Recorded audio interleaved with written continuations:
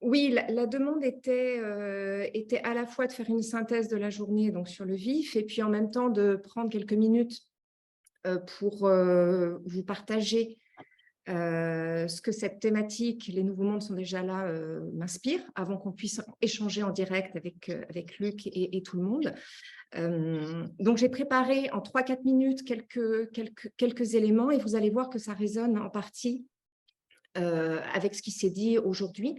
Donc, tout d'abord, pour reprendre un mot-clé de chacun des participants, ce que je retiens principalement de la journée, ce sont des témoignages avec cette sorte de mosaïque de rencontres, d'initiatives et de cheminements personnels et collectifs qui se sont mis en place.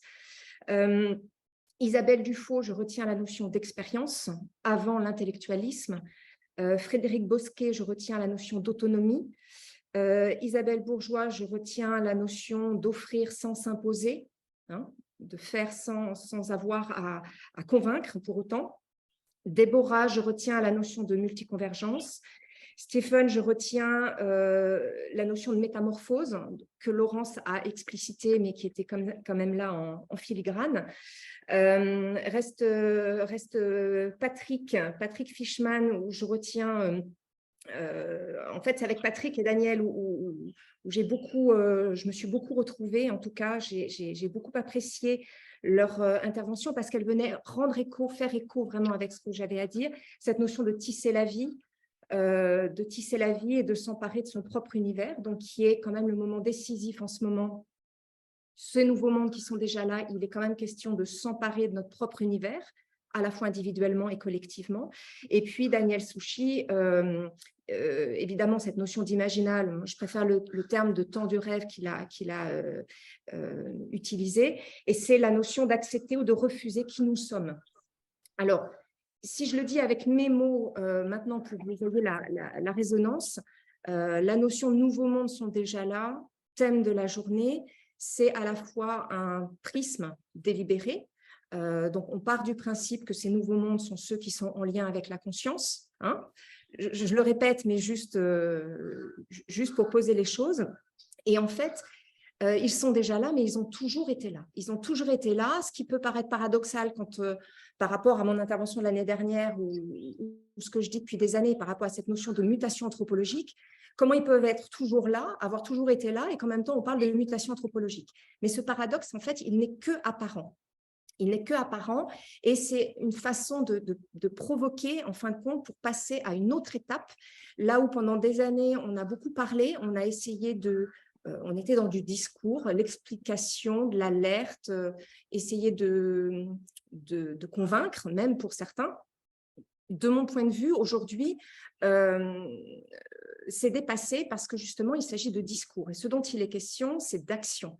Et comment est-ce qu'on fait pour agir? Il y a deux manières. C'est à la fois la connexion à ce que moi j'appelle le sacré, mais que Daniel exprimait en termes d'imaginal. Donc, cette notion de verticalité au vivant qui nous permet de nous remémorer ce qui a toujours été là. Et puis, passer du discours aux actes. Et c'est ce que j'appelle aussi la grande politique de l'ombre, c'est-à-dire passer par l'expérience, la posture, l'état d'esprit, l'engagement, sans forcément revendiquer, mais qui fait qu'on va passer le seuil, en fait, sur lequel on est actuellement. Et donc, ces nouveaux mondes, en lien avec cette notion de conscience, hein, conscience et citoyenneté, ils sont là pour ceux qui sont dans le concret absolu, dans la matière, dans le pratico-pratique. Ils sont là pour ceux qui vont directement au cœur des choses, qui sont dans la connexion, dans l'imaginal, si je reprends encore le terme de ce matin, et ils s'ouvrent aussi à ceux qui ne sont pas stoppés par l'illusion du confort, qui, d'une certaine manière, nous déshumanise. Et le seuil sur lequel on est, c'est justement celui-là. Est-ce qu'on accepte de continuer de se déshumaniser ou de se laisser être déshumanisé, ou est-ce qu'on reprend la main pour se réhumaniser? Et là, je parle de ce qui se passe dans la société occidentalisée globalement. Donc, il y a quelque chose de radical, d'utopiste, mais en même temps de très simple, de très, très simple. Et pourquoi est-ce qu'il s'agit d'agir et d'arrêter de parler? C'est justement pour rebondir et se réhumaniser, ou en tout cas arrêter de perdre de plus en plus en humanité. Il est question de servir et de ne pas se servir, et encore moins de s'asservir. Hein, la notion vraiment, c'est servir quelque chose. Servir quoi? Servir ce que je veux, servir ce à quoi j'aspire, servir par le fait de faire ce que j'ai à faire. Rien de plus. Et ça passe par tout ce qui s'est dit aujourd'hui, toutes ces initiatives, par accéder à son intériorité, par s'emparer de son propre univers, par soigner sa verticalité. Et c'est ça le nouveau monde. Enfin, c'est nourrir l'humanité et pas nourrir l'asservissement. Et ce n'est pas une option. On régénère la complexité maintenant, on met du vivant dans la complexité. Audrey, oui. Par rapport à ton rapport à l'invisible, au sensible, au sacré dans la pensée, qu'est-ce que tu peux nous dire? Alors, elle est compliquée, votre question à tous les deux. Oui, bien sûr, désolée. Non, mais elle est compliquée parce qu'elle est passionnante et qu'on pourrait la prendre par plein de portes d'entrée différentes. Donc, si je devais faire un choix, en me basant sur ma propre expérience, moi, j'ai commencé avec l'étude de la civilisation indienne, extrêmement spirituelle. Après, pour faire court, j'ai été voir chez les natifs d'Amérique du Nord, notamment les Hopis, l'ouvrage Renaissance Man dont tu parlais tout à l'heure. Je suis maintenant en Afrique et même si je réside à Abidjan, je passe le maximum de temps en brousse, on va dire. Et là, le rapport au monde plus grand, le fait d'être en connexion avec le vivant, non domestiqué, et sur lequel on n'a pas de maîtrise et on n'a pas de contrôle, mais à qui l'on doit obéir, même s'il y a toujours une part de mystère, c'est quotidien. C'est-à-dire que c'est à la fois extrêmement simple et en même temps, c'est une discipline quotidienne extrêmement exigeante. Si je reprends des phrases qui ont été dites par plusieurs dits peuples natifs, l'idée principale, c'est l'homme occidentalisé s'est égaré en chemin. Il nous manque aujourd'hui des rites de passage individuels, il nous manque aujourd'hui des rites de passage collectifs, il nous manque aujourd'hui dans notre civilisation occidentalisée des rites de passage nous permettant des initiations pour nous relier, pour réhabiliter, pour soigner. C'est-à-dire que là où ces peuples premiers soignent leur lien au sacré, nous devons le réhabiliter.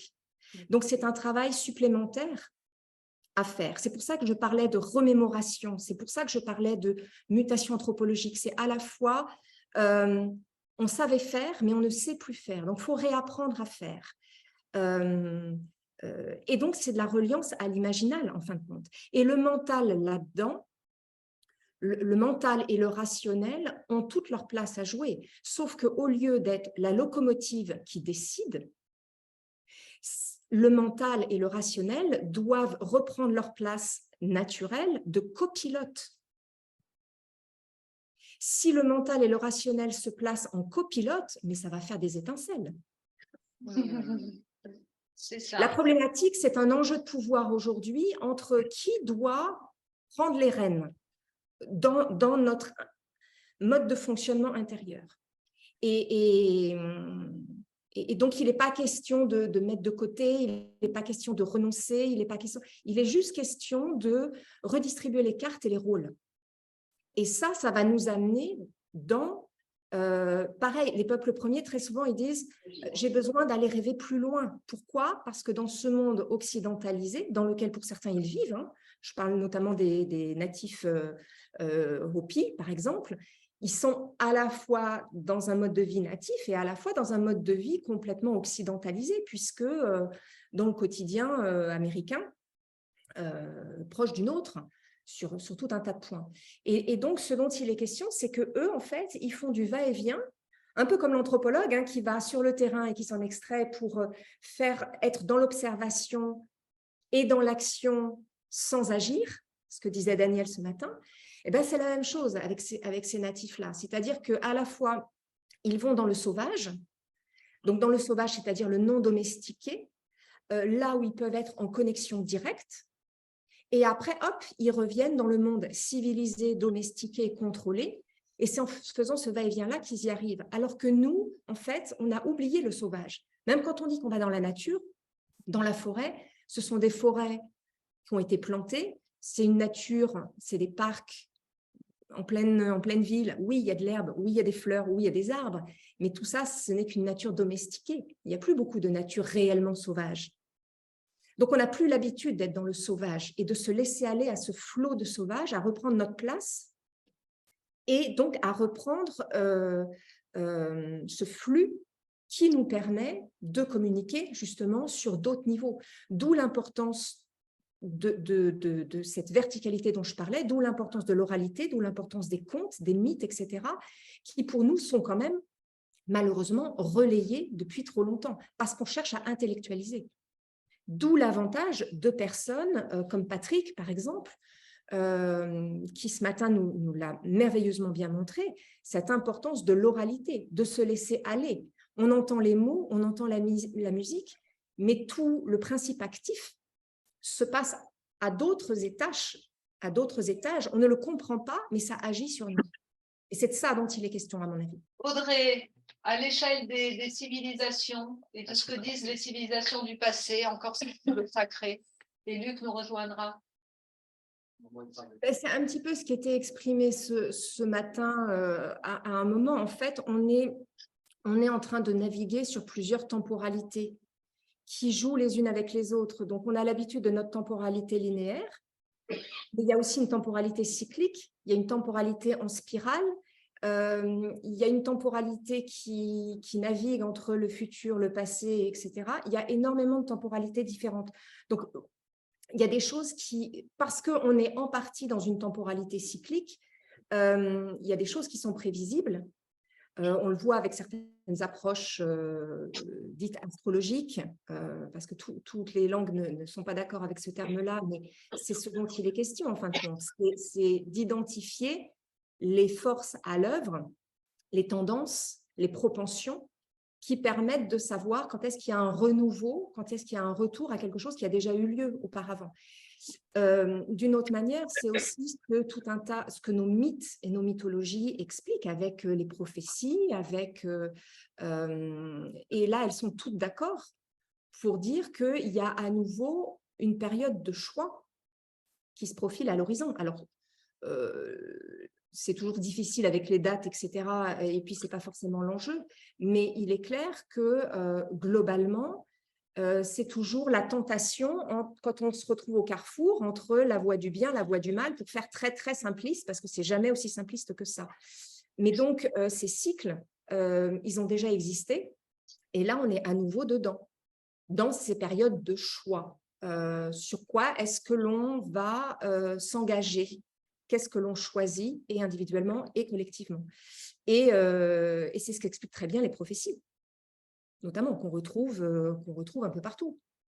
La dernière question, si vous deviez retenir quelques facteurs qui nous permettent de continuer d'espérer, d'avancer, de cheminer ensemble, vous diriez quoi en positif? En positif et en pensant, puisque c'est le terme même, aux citoyens que nous sommes tous, que faire de tout ça aussi?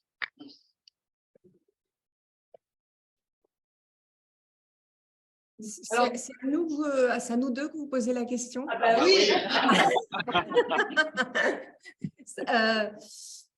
Alors, quelque chose que j'avais pu, je crois, dire l'année dernière, en fait, c'est qu'on n'est pas seul. C'est-à-dire que c'est vraiment comme des îlots, comme un archipel. Il y a plein de personnes qui agissent, mais qui agissent dans l'ombre. Et donc, c'est bon à savoir, déjà. Et après, moi, le deuxième levier que je vois, qui porte, qui donne espoir, c'est de voir l'engagement et l'activisme, qui n'est pas forcément politisé, mais l'activisme de très jeunes, qui ne sont même pas encore forcément des jeunes adultes, mais d'enfants, qui ne se laissent pas démonter. Et donc, quand on voit ça, Et ça, il y en a partout, au niveau local, et même certains qui arrivent à faire parler d'eux au-delà des frontières de leur pays. Et quand on est un petit peu en veille par rapport à tout ce qui se passe sur différents plans, parce qu'on ne peut pas agir sur tous les plans en même temps. Donc, pour certains, ça sera l'écologie, pour d'autres, ça sera l'égalité sociale, pour d'autres, ce sera l'éducation, peu importe, l'accès à l'eau, n'importe quoi, peu importe. Mais le fait de voir qu'il y a autant de très jeunes qui font et qui bougent déjà des montagnes à leur niveau, je trouve que les leviers sont déjà bien costauds. Alors, il ne faut pas se reposer là-dessus, mais c'est quand même sacrément encourageant. Et donc, nous, on n'a pas le droit de les regarder faire.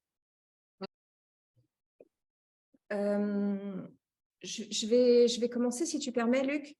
Ce sur quoi je voulais appuyer, c'est le fait que cette mutation anthropologique dont je parle, elle est de toute façon sous-estimée. Donc, les actions, les intentions, les postures, l'état d'esprit que chacun de nous peut avoir ont besoin de ne pas s'accrocher au cadre dans lequel on a l'habitude d'agir. Osons être utopistes, en fin de compte, parce que tout ça va voler en éclats. Donc, on est de toute façon dans un moment où on doit accepter le fait que tous nos points de repère s'effritent. Et c'est ce qu'on vit déjà depuis un certain temps. Et donc ça va s'accélérer. Donc, à partir de là, on peut se dire, mince, la peur du vide, qu'est-ce que je fais, où est-ce que je m'agrippe? Et puis, on peut se dire, OK, je laisse aller. C'est dans le dessin animé Nemo, c'est Dory qui, à un moment, est avalée par la baleine. Et elle dit au père de Nemo, qui s'accroche à la langue de la baleine, et il lui dit, mais laisse faire, laisse faire. Et puis, dès qu'il laisse faire, ça y est, il est libéré, en fait. Et c'est exactement de ça dont il est question en ce moment. C'est dommage que je n'ai pas le film là pour montrer, parce que c'est vraiment très, très parlant. Donc, j'entends quand vous dites l'aspect héroïque, voyage du héros, etc., mais nous ne sommes que des hommes simples. Et ce dont il est question, c'est d'un peu d'intégrité et d'un peu de dignité. Ce n'est pas forcément d'être héroïque. Le fait d'être héroïque peut se faire avec des gestes simples, simplement d'être en accord avec soi. Ce n'est pas forcément d'aller chercher des choses grandioses. Voilà. Je ne sais pas si ça fait sens par rapport à ce que vous dites. La simplicité héroïque, notez-le aussi. Merci Audrey. On peut te retrouver sur ton site en actualité sur Audrey Chapeau, AUDREY, chapeau CHAPOT.com. Quelle est ton actualité et y a-t-il un livre particulier que tu pourrais nous présenter là? Tu avais parlé de Renaissance Man. Oh oui, que j'ai adoré. Que voilà, tu aimais bien. Le dernier, c'est la réédition de l'Esprit des mots, que j'avais publié il y a 4 ans et qui a été réédité cette année. Ensuite, en actualité, il y a un livre justement sur la mutation anthropologique que j'aimerais bien pouvoir sortir au premier semestre 2023. Sinon, je serai en France en février, très rapidement, mais quand même un petit peu. Et puis, j'ai des projets avec des ouvrages sur l'Afrique et sur la notion d'oralité, de sacré, de reliance, etc., spécifique à ce qui se passe ici. Merci Audrey, merci beaucoup. Ouais.